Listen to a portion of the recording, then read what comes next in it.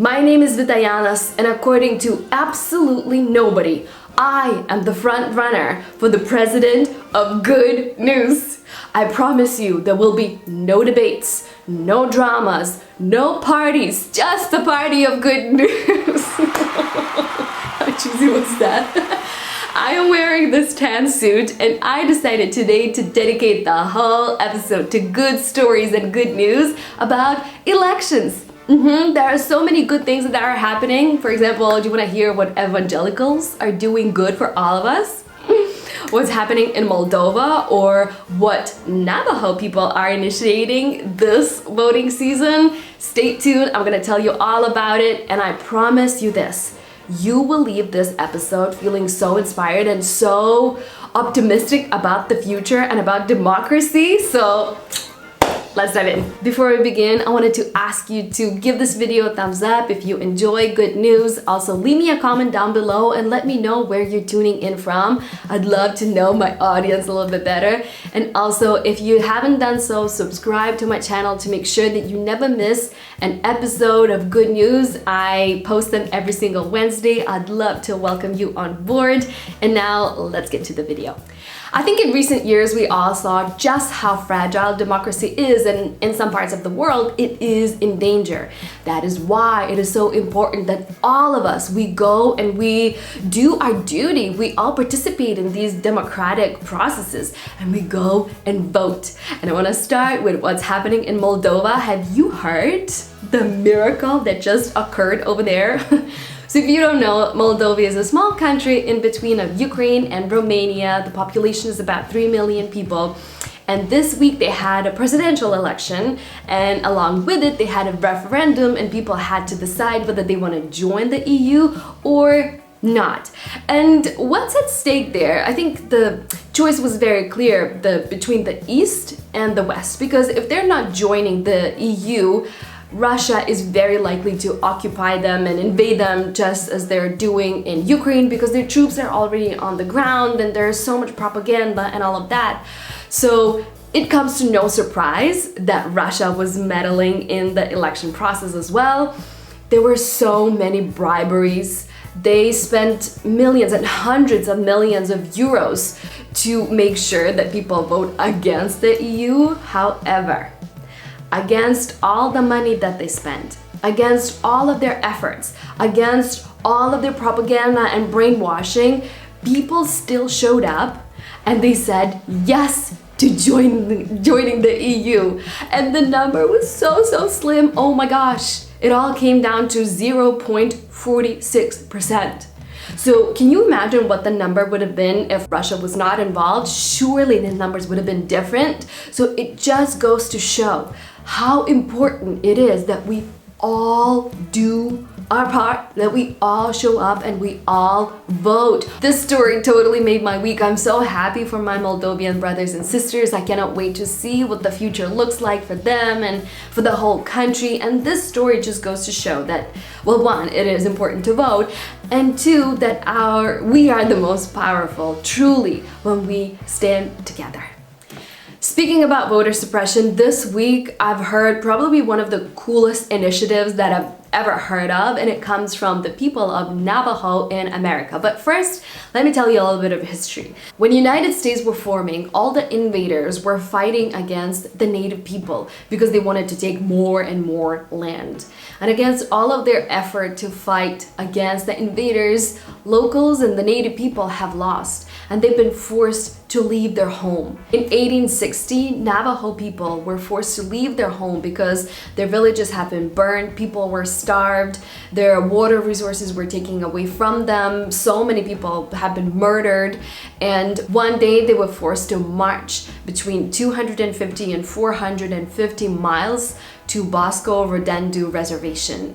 And the purpose of this walk was to starve the people and essentially to kill them. So thousands of women and children died on the way to the new reservation. To honor this walk and claim their power back, Navajo people started this initiative called Walk to the Polls. It all started with the community organizer, Ali Young. She's so incredible. She is my new girl crush. Go ahead and look her up on Instagram, look her up on all her socials. She's incredible what she's doing, the way she's talking. But basically this walk, it started back in 2020 after the COVID.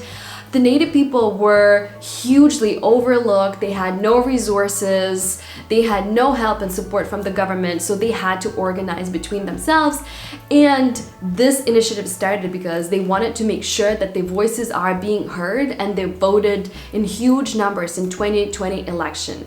And because of that, Joe Biden won the state of Arizona that tends usually to be the red state, but it turned blue because all the Native people showed up and they voted for him. This is what they're doing also this year. They're doing the walk to the polls, but also on the election day, they're doing ride to the polls. So they're riding with their horses, an animal that is so essential to their culture and plays such a huge role also. But it doesn't stop over there. Everyone is invited to ride together with them, whether that's on a bike, whether that's with skates or roller skates.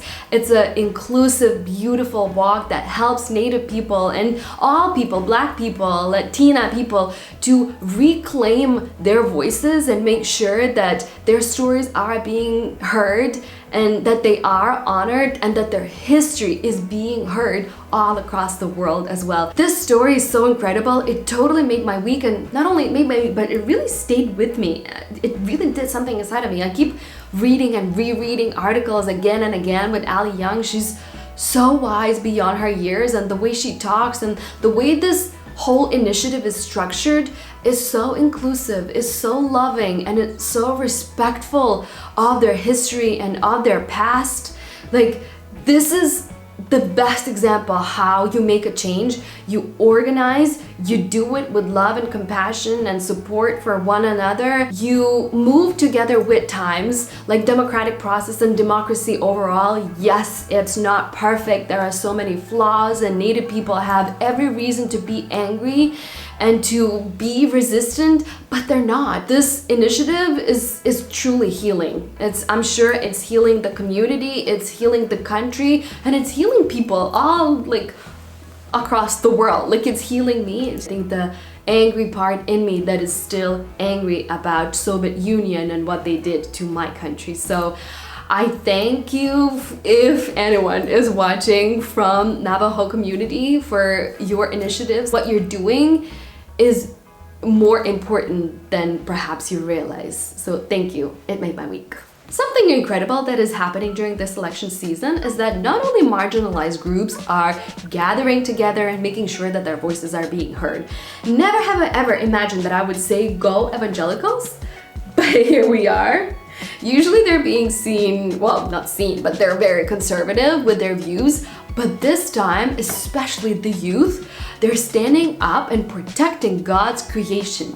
And no, it has nothing to do with abortion or women's rights. No, this time they're standing up for climate. They want to protect Mother Nature, and they want to protect all God's creation. This is also one of those examples that you never know what's around the corner or what will be the thing that happens that will change the whole trajectory of where one country is going or one religious group is going, because yes, climate change does not discriminate. Like, it's everyone's problem, the whole planet's problem. This is really, really cool. It made my week, and please go evangelicals, do everything and anything that you can to save our planet. I'm with you. Go vote.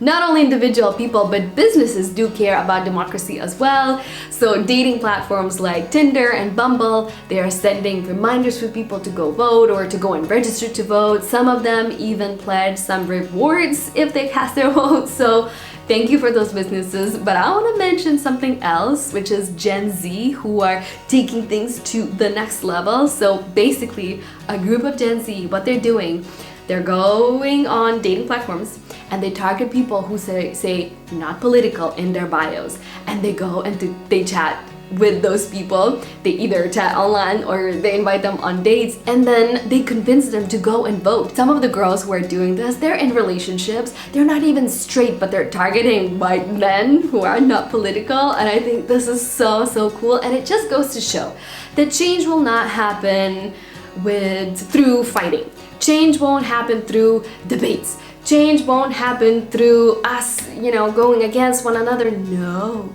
Change will happen when we are relaxed, when we are talking, chatting, maybe with a glass of wine in the hand, when we connect human to human level and we just have a conversation and we come together.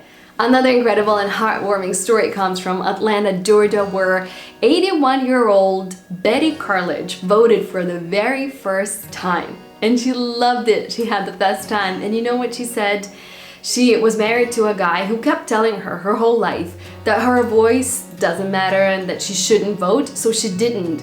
But recently he passed away, and for the first time in her life, she was like, do you know what? Actually, my voice does matter. I matter. So she went and voted. And she said that she will continue doing it for as long as she lives. And this is so important on so many levels to spread this news as well, because we are voting, well, in America, they are voting for women's rights. And this story is just like a perfect example. Her husband said that she shouldn't vote, and she's voting right now. She's using her right, and hopefully she's voting for women's rights. But also, we women who have the privilege to vote, I think we have to do it. We must do it for the sake of our sisters around the globe who do not have this privilege to this day. For the end, I decided, since I am taking up the serious role today of running for the president of good news, I wanted to share some serious facts, serious but interesting facts about voting. Did you know that, for example, Estonia is the first country in the world to implement nationwide internet voting? In 2019, they had an election where 44 of all of their votes were casted online. How cool is that? New Zealand was the very first country to grant voting rights to women back in 1893. Country of Rwanda holds a world record with highest numbers of women in parliament. They have 60% of its seats occupied by women. How cool is that? There are many countries where voting is mandatory. For example, Australia, Belgium, Brazil, Argentina, Peru, Singapore, Luxembourg, Uruguay, Greece, Ecuador, and other countries. And if you don't vote in most of them, you get fined. Now, for the end, listen. Voting is not just about politics. It's not about supporting one party over another. No. Most importantly, voting is about saying to yourself and your psyche that I matter, that my voice is worthy to be heard, that I belong to my town, to my city, to my country, and I also get to say how we run things. We all have personal reasons why we vote. I vote because I can, because it is my duty, because I care about my country and how it's being run. I vote for all the women around the world who either don't have this right or whose voices are being and votes are being suppressed. I vote for my ancestors who did not have this right and whose right was taken away from them. So there are so many reasons for me to vote. I'd love to hear what is your reason for voting, so let me know in the comments down below. And since I'm asking you, do you know what? I'm gonna be shameless and ask you one more time to like this video, comment, subscribe to my channel if you haven't done so, because each time you click all of those buttons, you are casting your vote for good news. It makes my day every single time when I see you interacting. And also, by doing this, you are teaching your algorithm to know that this is the type of information that you want, like good news, positive stories. So make sure to teach the AI and all the techie stuff. Okay, I'm gonna end my video here. Thank you so much for tuning in, spending your time together with me, giving me your time and energy. I am grateful. If you have any good news, please share them with me. I'm gonna share them on this channel with everybody else. The email in the description below. And in the meantime, go ahead and make your own week. Go ahead and make someone's week. Why? Because you can, that's why, and that's good enough of a reason. Make sure you vote and come back next Wednesday for more. I'll see you then. Bye.